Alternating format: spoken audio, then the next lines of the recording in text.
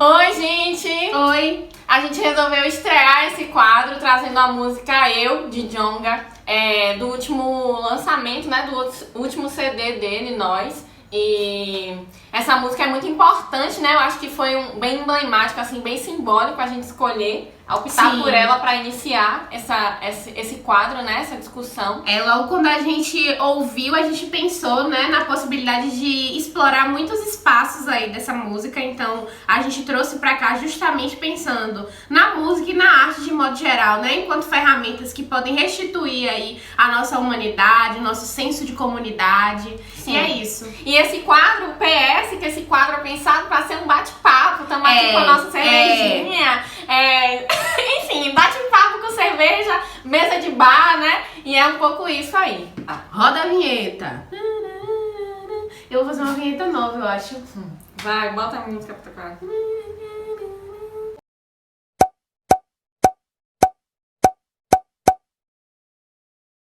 Com uma obra voltada para o antirracismo, o rapper mineiro Djonga é o único representante brasileiro num prêmio internacional de hip-hop. Conteúdo alienante que entorpece a psique dos jovens das periferias com uma falsa sensação de representatividade. Balançou bagulho.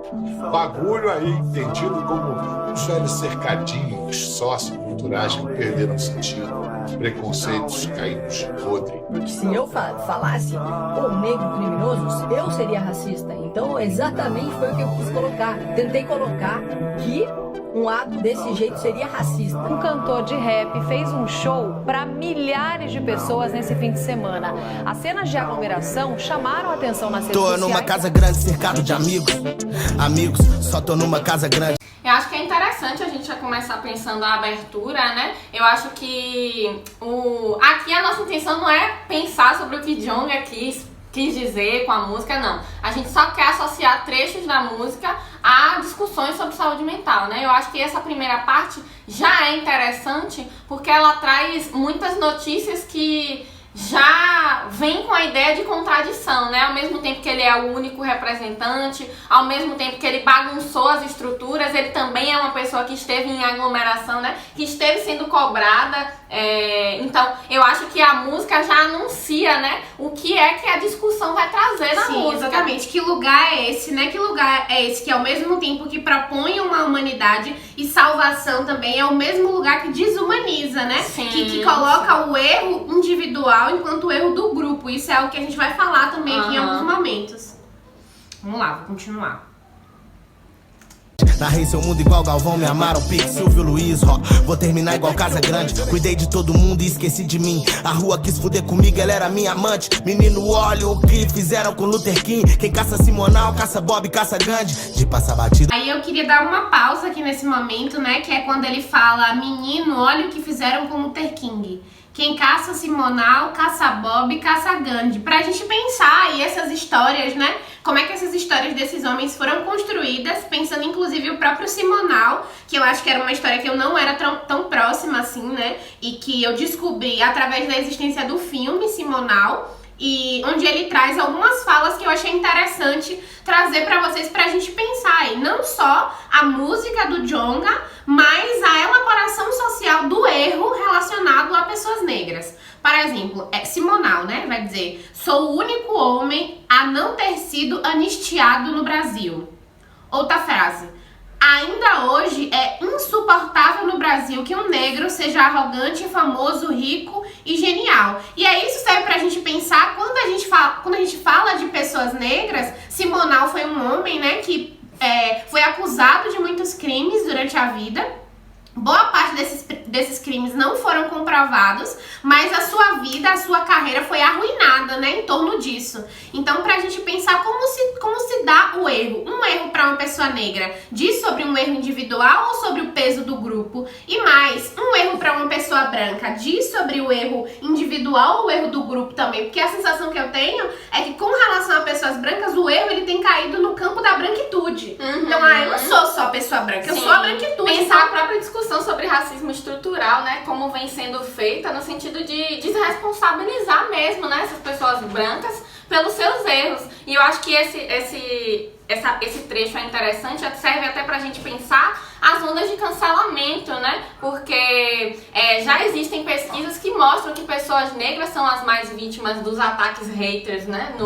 Na internet, nas grandes mídias sociais. E eu acho que serve pra gente pensar o papel da humanização, né? Os lugares de humanidade e desumanidade que são colocados pra nós, né, dentro da estrutura racista. Porque eu acho que Djonga, em todo o percurso da música, ele vai falar, né, sobre essa dificuldade de entender, né, essa contradição, que é ao mesmo tempo ser amado e ao mesmo tempo ser odiado, né? E muito facilmente também.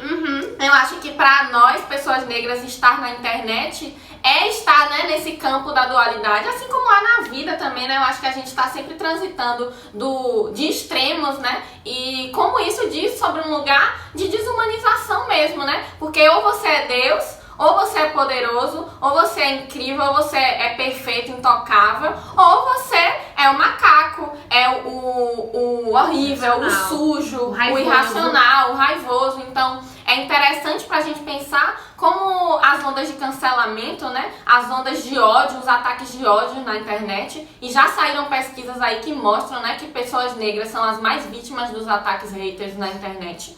E como é sintomático, né, representativo desse lugar de desumanização, né? A gente cai de 10 para 0 em frações de segundos. Sim, e pensar como é um movimento muito egoísta também, porque eu acho que isso está muito relacionado ao desejo das pessoas, ao desejo do público. Então, se você não está cumprindo, né, com aquele lugar que aquela pessoa imagina que você deva cumprir ou fazer determinadas ações, você é facilmente jogado no outro campo, né? E eu acho que para pessoas negras isso é ainda mais grave, porque serve pra gente pensar, né? Provavelmente, se você tem um amigo branco, você já ouviu, né? Aquela conversa assim, eu vi um homem negro vindo na minha direção e eu não atravessei a rua porque eu não quis ser preconceituoso, mas aí eu fui assaltado. Então, me parece que a internet reproduz um pouco essa lógica, né? Que é, olha, eu tô te dando a oportunidade de você mostrar que você não é o que eu penso que você é. Não é sujo, não é burro, não é criminoso, não é violento. Mas aí você vem e fala alguma coisa que eu discordo na internet, então você cai imediatamente. Que eu sabia também, eu sabia que isso ia acontecer. Você me comprovou o que eu já esperava, né? Então, nossa, isso é um lugar de muita violência, né? E serve pra gente pensar até as expectativas, né? Desse público branco ou desse público alienado, né? De fato jogar você no campo do estereótipo, né? Do você não me comprovou que você pode ser humano, né? Então você só pode ser aquilo que eu imagino que você é. É isso. Vamos dar play aqui, continuar. A gente fala muito mesmo, viu, gente?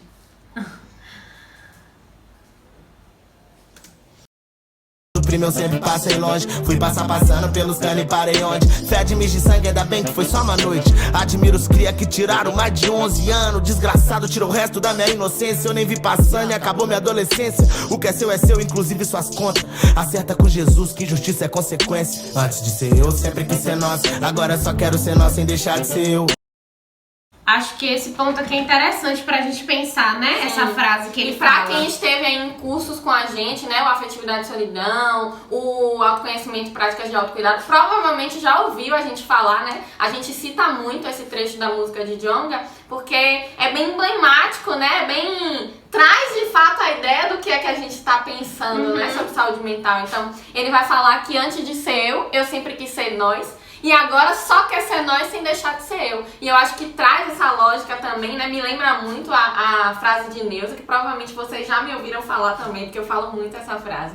De Neuza Santos Souza, né? Em entrevista, que ela fala que a gente não pode se perder de que a origem da angústia é social, mas a estrutura, né, a elaboração da angústia é singular, é particular. Então, eu acho que dentro das discussões, né, como são feitas na internet, a gente ficou com muita sede, né, de representatividade, muita sede de ter alguém representante do povo. E eu acho que quando a gente pensa saúde mental aqui, né, a Pra Preto Lê, quando pensa saúde mental, a gente está falando tanto dessas duas forças, né, desses dois campos, que é entender o seu processo de autoconhecimento enquanto indivíduo, né, pensar a sua trajetória, pensar como é que o racismo atravessou a sua história, né? Atravessou esse eu, né? Porque a gente fala que o eu, o ser não existe em si, né? Ele existe porque existe um outro, existem as instituições, existem os grupos, né? Os outros grupos. Então, ele existe na relação com essas dimensões. Então, o que a gente está pensando é o autoconhecimento, né? Esse lugar do autoconhecimento enquanto indivíduo, mas também a construção do senso de comunidade. Sim, sim. E que nada tem a ver com representatividade. Representatividade é uma ideia que a gente já repensa, assim, né? Tem a sua importância histórica, a sua importância de contexto, mas precisa ser superada. Porque... Sim, e também precisa ser avançada, digamos assim, sabe? Porque eu tenho a sensação que a gente estacionou no momento da representatividade, na ideia de que está sendo representado basta. E existem muitas outras implicações por trás desse processo de representatividade, né? Até o conflito, né? Porque esse representante é negro, mas, por exemplo, pode ser como aquele deputado, como é o nome do deputado? Nem sei se pode falar. Não lembro. Pode ser, por exemplo, vamos falar mais perto, né? Gabriel Monteiro, que é um homem negro, mas que é um homem negro que tem posicionamentos políticos extremamente alienados, né? Isso, extremamente violentos, problemáticos mesmo, no sentido de reprodução dessa estrutura, né, desumanizante. Então, até que ponto essa representatividade de fato é efetiva, e pra quem é o que representa também, né? O peso de ser alguém que representa. Como é que você pode... Desumaniza mesmo. Exatamente, se entender enquanto alguém que está representando um grupo, uma categoria social. Então, eu acho que diz sobre um peso tanto pra quem atribui quanto pra quem recebe o título. Com certeza. E outra coisa que eu tava pensando também aqui é sobre a importância da construção tanto da nossa individualidade quanto da nossa relação com o nosso grupo. Porque eu acho que às vezes a gente faz muito um só dos dois e esquece dessa outra variável, né? Desse outro lado. Não há possibilidade de se autoconhecer, por exemplo, sem a interação com o seu grupo. Com certeza. Pensar, inclusive, né, o ser social, né, o que é o ser humano. Tem um pré-requisito aí, né, do desejo, que é de construir interações sociais. A gente precisa do outro para se construir, mas a gente não se constrói só a partir do outro, né? Tem esses dois movimentos aí. Sim. Então, quando o Djonga fala que agora só quer ser nós sem deixar de ser eu, é justamente sobre esse movimento, né? Ó, eu quero ser parte da comunidade, eu quero construir uma comunidade, mas eu não quero deixar de ser indivíduo. Exatamente. E isso é essencial, porque senão, gente, a gente se perde mesmo nas discussões, né? A gente se perde no mar das confusões. Até nas nossas relações também. Que possibilidade eu tenho de construir algo saudável com alguém se eu não me conheço, se eu não sei das minhas possibilidades, não sei dos meus desejos? Então, diz sobre algo muito distante também, né? Muito falso, muito sobre uma maquiagem. Não há possibilidade de construir relações sem se autoconhecer. É isso. Quer falar mais alguma coisa? Vou dar play aqui, viu, gente? Vamos seguir. Entendi a diferença entre o líder e o boss. É que um brilha se tu for luz, outro brilha se tu for breu. Humano demais pra ser tão bom pra você. Humano demais pra não acertar e assumir. Humano demais, esse é seu ídolo. Humano demais pra não aprender que isso aqui sou tão só.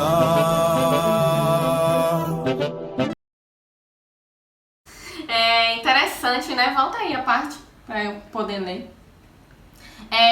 Ele vai, eu acho que dentro da construção dessa música, né, dentro desse rolê de, olha, eu sou contraditório, eu sou uma pessoa que você vai discordar, você vai ter pontos ali de conflito, mas o que Djonga parece que é um grito, né, de reivindicação mesmo, de olha, eu sou humano demais, sabe, eu sou humano, pô. E eu acho que é importante demais, né, essa discussão, principalmente para as redes sociais. Vou trazer isso aqui de novo, que é de colocar, né, de relembrar a humanidade de pessoas negras. E quando a gente fala, né, da reconstrução do senso de comunidade, a gente fala de o tempo todo precisar existir, né, de trazer para a consciência esse movimento de humanizar pessoas negras, né? Porque se a gente pensa o lugar do erro para pessoas negras, a gente tá falando, né, de que, romper com esse automatismo, né, de desumanização mesmo. Olha, você precisa lembrar que eu sou humano, sabe? Então eu vou discordar de você, eu não sou igual a você. E eu acho que dentro desse processo também, né,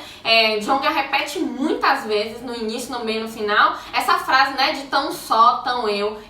Sou tão só, tão eu. E eu acho que serve pra gente pensar esse lugar do autoconhecimento, né? A gente fala muito de que o autoconhecimento é doloroso, né? Solitário, é um processo solitário também. Eu acho que aqui é interessante pra gente pensar o lugar da solidão, né? O lugar de estar na companhia de você mesma, né? Pensar que esse processo de se refazer diz muito sobre um confronto consigo mesmo, né? Sobre um encontro consigo mesmo. Que muitas vezes, que a gente inclusive é impelido, né? A negar, a fugir. Parece que ontem a gente estava falando no encontro do curso Afetividade e Solidão, de como o nosso maior automatismo é a gente fugir de si mesmo, né? Então, a gente vive um processo de alienação de si que é muito intenso. Sim, muito e que a gente nem doloroso. percebe como pode estar diluído no nosso cotidiano, né? Nas nossas relações. Então, muitas vezes a gente constrói laços não na tentativa de construir com o outro, mas na Mas de tentativa alienar-se de si. Exatamente, se esquecer das suas questões, das suas demandas. Isso é sobre uma fuga,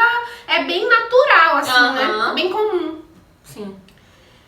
É isso. Vou dar play. Tão eu, sou tão só. Tão eu, tão eu. A vingança é aquele prato que cê come frio. Na vitória são vários pratos e uma mesa cheia. A derrota é um prato raso, eu comendo sozinho. Tô tipo Jonas perdido no bucho da baleia. Eles te fazem Messias, mas preferem Barrabás. E diferente de Pilatos, não lavo minhas mãos. Fiz a multiplicação do peixe no bolso. É o peixe no bolso que ajuda a multiplicar o pão. Antes era pouco sapato, hoje até gente tem no meu pé. É o que justifica o cheiro do chulé. Confiei demais, só depois vi que nem todo bicho de goiaba é. Desde criança querem meu CPF no lixo. Tentou me cancelar, chegou atrasado. Uns dias pra trás, olhei no fundo do olho. Eu acho que essa parte aqui é interessante pra gente pensar, né? Quando ele fala, desde criança querem meu CPF no lixo.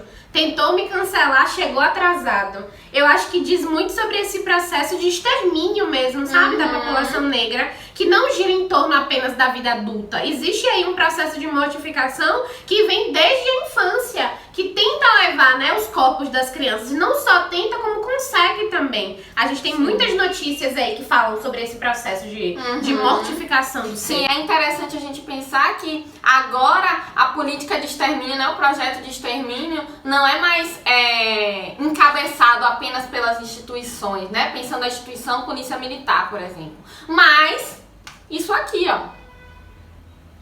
O telefone. Então, eu acho que pensar as ondas de cancelamento é sobre situar que a violência entrou nas nossas casas, né, novamente, agora a partir do celular, porque pensar vazamento de dados, pensar as ameaças, pensar... Enfim, as perseguições, né? Então, eu acho que pensar, tentou me cancelar, chegou atrasado, eu acho que é pra pensar tanto o contexto histórico quanto o agora, né? Pensar que esse cancelamento, né, essa onda de cancelamento diz sobre uma onda de morte mesmo, né? Uma onda de extermínio que agora entra nas nossas casas. Sim, né? e eu acho que principalmente pensando nesse momento de hoje, né? Assim, de hoje, pandemia, né? Levando em consideração que a casa tem sido espaço, a casa é construída socialmente para ser entendida enquanto um espaço de segurança. Mas aí acho interessante a gente trazer e pensar um pouco quem é que se sente seguro, né, dentro das suas casas e quem é que não está se sentindo, que nunca se sentiu. Para pensar sobre como agora a internet sempre teve essa possibilidade, mas acho que agora isso está muito mais acelerado, muito mais aflorado. Então, a possibilidade, né, dessas ameaças, dessa perseguição entrar nas nossas casas é um movimento muito mais real, eu acho. Sim, sim. Vamos lá. O olho da morte sem entrar em detalhes. Sorte que eu ando armado. O espinho vem pra te mostrar que nem tudo são flores. Coisas que me disseram numa esquina dessa. Se orienta, moleque, às vezes passa batido. Mas a vida não é o teatro, nem tudo é as peças. Fácil lidar com o barulho que faz os convidados. Foda é lidar com o silêncio que vem no fim da festa. E é o silêncio que me diz que apesar do sucesso, eu sigo com a corda no pescoço e com a mira na testa. Humano demais pra ser tão bom pra você. Você até fala aí o que você pensou. Por quê? Porque eu vi que você destacou ali, né, pra falar. Porque eu pensei também algo sobre eu fiquei pensando sobre o processo de solidão, né? Porque eu acho que é isso que chega pra mim primeiro quando ele fala fácil lidar com o barulho que faz os convidados, foda é lidar com o silêncio que vem no fim da festa. É o silêncio que diz que, apesar do sucesso, eu sigo com a corda no pescoço e com a mira na testa. Ou seja, não adianta muitas vezes, né? A gente vai falar aqui também sobre o processo de ascensão, trazendo Neuza Santos Souza, né? Que é uma mulher que, enfim, uma grande referência pra gente, fez a gente mudar mesmo o nosso olhar com relação a muitas coisas, e a ascensão social é um desses pontos. E acho que quando ele fala, né, sobre o barulho das festas e do convidado, diz justamente sobre as coisas que a gente consegue aproximar da gente através do dinheiro, sabe? Através dessa ascensão. Só que existe um outro lado dessa moeda. A presença do convidado durante a festa, ela existe, mas e depois? E quando a festa acaba, né? Como é que você lida com esse silêncio? Que diz muito sobre o processo de solidão na ascensão social. E eu acho que também tem um rolê de fim de festa, né? Porque pelo menos lá no meu interior, não sei como é pra vocês aí, mas eu acho que minha mãe sempre me dizia, né? Que fim de festa não tem nada que presta. Então, eu acho que serve pra gente pensar também, não só a solidão, né? Mas o lugar que essa solidão está, né? Porque diz sobre os processos que continuam atingindo os nossos corpos, né? Então, ok, eu sou famoso, eu sou legal, eu ascendi socialmente, mas e quando a polícia me parar? Porque a polícia continua me parando, né? Eu continuo sendo alvo. E aí, na hora desse BO, você vai chegar junto ou eu vou ter que responder sozinho, né? Então, acho que enfim, faz pra gente pensar isso aí também. Essas músicas, assim, de modo geral, sempre fazem a gente refletir, né, sobre esse lugar da ascensão, sobre a possibilidade de tornar-se, né, uma pessoa com dinheiro, uma pessoa com bens materiais. E acho interessante a gente colocar também que a gente não tá falando que pessoas negras não devem buscar se enriquecer, muito pelo contrário, a gente acredita, né, que o nosso povo é um povo destinado à glória mesmo, mas a gente entende também a existência, né, desses empecilhos que tem mortificado mesmo as nossas existências, a nossa categoria. E acho interessante a gente pensar, né, sobre o desdobramento dessa ascensão enquanto sendo um veículo aí que vai aproximar a gente, né, da branquitude, da brancura. Sim. Eu acho que quando Neuza fala, né, da violência racista como tendo os 3 pilares, né, o fetiche do branco como ideal a ser perseguido, a ideologia do corpo, o deslocamento do prazer do centro do pensamento, eu acho que ajuda a gente a pensar como, pra nós, né, pessoas negras, e aí relembrando Sueli Carneiro, né, na tese dela, quando ela fala que a gente foi... houve uma cisão, né, pra você, pessoa negra, corpo negro, existência negra, estar na sociedade racista, necessariamente você passou por um processo de retirada, né, da dimensão ontológica do ser. Então, o que é a dimensão ontológica do ser? É o que faz o ser existir enquanto ser, né? Enquanto detentor de um espírito como força, sujeito, né? Exatamente. E eu acho que pra nós, nesse processo de retirada, a ascensão social entrou como a única possibilidade de alcançar essa humanidade, né? Porque o dinheiro, pensando aqui, né, a construção, né, social, o dinheiro é a única ponte que existe entre o ser negro e o ser branco. Então, mas dentro desse processo, a gente esquece que a humanidade é advinda do ter, né? Esse eu sou humano porque eu tenho dinheiro, é uma humanidade sucateada, né? É uma humanidade que é depreciada de alguma maneira, porque você pode alcançar até um certo ponto, né, ali do ter, mas o ser você não vai ter nunca, sabe? Não vai chegar pra você, porque diz sobre um processo maior do que o dinheiro, né? Exatamente. Vamos continuar aqui. Humano demais pra não acertar e assumir. Humano demais, esse é seu ídolo. Humano demais pra não aprender que isso aqui sou tão só. Tão eu. Sou tão só. Tão eu.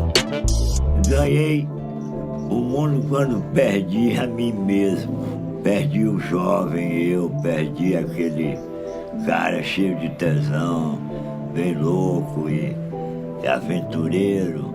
Quer dizer, continuo maluco, mas só maluco. Fumi das redes, o pai nunca teve tão on. Deitei na rede, olhei pro céu e agradeci. Na boca do povo cê se acha o bala, mas foi no olhar das minhas crianças onde eu me reconheci. É mais de 100 mil nos trends do Twitter. Na rua ninguém, não vou levar vocês a sério. Se o assunto é hipocrisia, nós tamo empatados. O foda é que o desempate eu já sei o critério. O tamanho da minha ambição, cê não mede o quanto. Eu tive meditando e juro que não mede pouco. Às vezes penso em deixar essas fitas meio de canto, bem antes que eu me acabe meio frustrado e meio que louco. Já fui camisa 9, hoje eu faço meio de campo. Pros maninhos que tá no ataque não toma nem meio pipoco. Quiser carro comigo, cagão, então vem quicando. Sou preto no Brasil, qualquer mal pra mim é pouco. Ganhei tanto dinheiro que vi que o problema não é o dinheiro, é justamente a busca por dinheiro. Acho que esse aqui é um ponto que ele fala, que ele entrega tudo, né? Adoro falar que John entrega tudo. Acho que é aí que toca na ascensão social, né? Diretamente, né? Diretamente. Sem rodeio. Diretamente. E aí, gente, eu trouxe um trecho aqui. Quem estiver achando ruim, vou fazer o quê, né? Se eu preciso citar Neuza, véi, vou trazer aqui um trecho interessante, muito interessante. Vai aparecer aqui em algum lugar também pra facilitar aí a leitura de vocês. Mas eu vou ler, você acha que eu devo ler? Vou ler aqui ao vivo também, viu? Ó, enquanto a exceção confirmava a regra, já que o seu êxito não trazia como consequência uma reavaliação das condições de possibilidade do negro enquanto grupo, nem uma mudança de sua posição na ordem social vigente. Como exceção, perdia a cor, deixava de ser preto ou mulato para muitos efeitos sociais, sendo encarado como uma figura importante ou um grande homem, vê-se assim compelido a desconfigurar-se material e moralmente. Ela tá falando aqui sobre o processo de desumanização mesmo, né? Desumanização relacionada à ascensão social. Porque o sujeito negro, né, pensando aí, esse sujeito que alcançou a ascensão social, ele vai ser entendido enquanto um grande homem ou uma figura importante e nunca relacionado ao seu caráter de humanidade. Parece que diz sobre uma categoria esse grande homem, né? Pra tirar você do ramo de um homem negro que é rico ou uma mulher negra que é rica. Sim, eu acho que é interessante pra gente pensar a própria ideia de comunidade, né? Porque eu acho que esse dinheiro também vem, né, com uma certa distância, né? Você precisa se descolar da sua comunidade, mas ao mesmo tempo você tá o tempo todo sendo jogado nela, né? Então é uma posição de muito conflito, né, pra existência, pro indivíduo, porque ao mesmo tempo que ele é destituído, né, ele é retirado da sua comunidade, a todo tempo ele a toda falha, né, por exemplo, ele é colocado de volta, né, nessa comunidade. E ainda ouvir, né, esse indivíduo ainda ouve que ele não deveria ter saído de lá, ou que ele não deveria ter produzido as coisas que ele produziu. Diz muito mais do que só o indivíduo, sabe? Falar assim, colocar a produção de alguém num campo desse. E aí ela segue, né? E se isso não bastasse, precisa conformar-se aos papéis sociais ambíguos do cavalheiro por exceção em todas as circunstâncias, sujeito a dar provas ultra convincentes de sua capacidade de ser, de pensar e de agir como equivalente moral do branco. Em suma, condena-se a negar-se duplamente como indivíduo e como parte do estoque racial para poder afirmar-se socialmente. É exatamente o que a gente tinha falado. A história da ascensão social do negro brasileiro é, assim, a história de sua assimilação aos padrões brancos de relações sociais. É a história da submissão ideológica de um estoque racial em presença de outro que se faz hegemônico. É a história de uma identidade renunciada, em atenção às circunstâncias que estipulam o preço do reconhecimento ao negro com base na intensidade de sua negação. Gente, eu fico tão triste quando eu leio essa mulher. Triste assim, porque as obras dela diz muito sobre um processo de trazer pra consciência os processos, né? Muitos processos. Ver o tamanho das coisas, exatamente, né? Porque a gente ouve muitas pessoas dizer que estão aí controlando seus demônios, né? E tal. Mas na real, gente, do ponto onde a gente tá, a gente sequer conhece os demônios que estão na nossa cabeça, sabe? E que constroem e pensando os demônios como o racismo, né? Como a estrutura racista. Nas relações intergrupais, nas relações interpessoais. Então, a gente sequer tem consciência ainda, porque Neuza Santos Souza vai falar, né, que toda pessoa negra precisa se tornar negra, que é justamente o processo de tornar as as dores inteligíveis, né? Dar contornos a essas dores. Então, a gente, no processo de alienação racial, é afastado de si, mas afastado dos efeitos, né, que essa estrutura tem os efeitos psicológicos mesmo, né, e sociais também. Então, a gente sequer tem dimensão do tamanho das coisas ainda, sabe? Eu acho que ler Neuza Santos Souza traz justamente isso, né? Te coloca de frente ao tamanho que as coisas têm, de fato, né? Sim, e eu acho que o que ela vai trazer, na real, é sobre a importância de ter cuidado com esse novo lugar. Ter cuidado com esse novo lugar da ascensão social. Porque não vai ser suficiente se você, por exemplo, não se autoconhecer, não for uma pessoa que pratique aí o autocuidado, que se pense, que se coloque nas situações, porque esse lugar da ascensão social diz sobre um terreno muito... como é que eu posso dizer?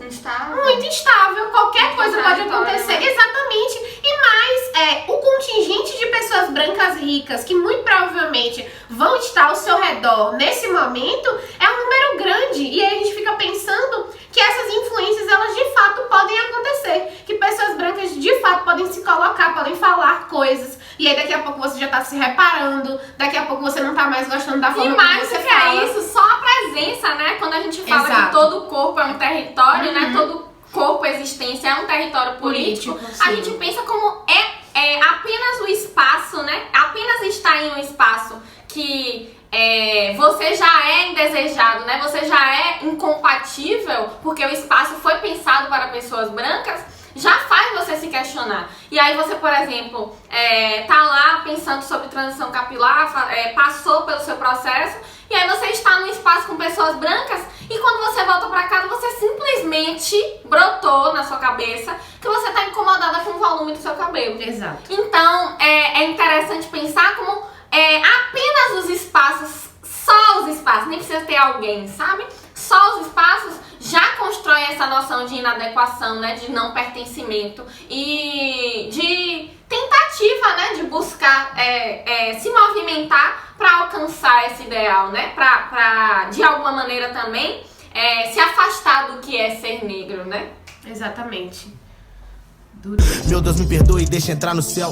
No buraco da agulha eu quero o seu camelo. Eu acho que tem pessoas que já foram impactadas com essa encarnações e que já estão anos para trás superior, mas não é meu caso. Eu tenho mesmo, entendeu? Eu sou o que ama, não é isso? Humildade, dizer isso. E quem mais sabe de mim sou eu. Eu sei o quanto eu sou furioso, avarento, invejoso, irado, desconfiado e qualquer coisa mais que você possa botar, covarde. Eu conheço. Acontece que eu não gosto.